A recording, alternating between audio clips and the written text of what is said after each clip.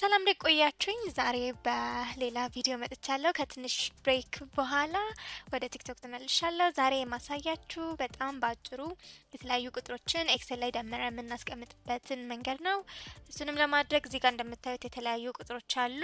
ሰም የሚለው ጋር ወይም የኮለምኑ መጨረሻ ጋር እንሄድና አልት ፕላስ ኢኳል ቱ ምልክት እነካለን። እንዲህ ሃይላይት ካረገልን በኋላ ቁጥሮቹን ደን ኢንተር ስነካ በዚህ ባጭር ሰከንድ ውስጥ ደምሮ አስቀምጦልናል ማለት ነው።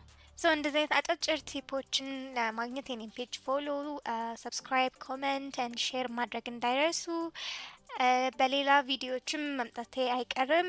በስራ ላይ ባለን ስኪል እና ዴቨሎፕመንት እንዴት እንደምናሳድግ የኢንተርቪው ቲፖች እና የተለያዩ ቱሎችን እንዴት መጠቀም እንደምንችል አሳያችኋለሁ።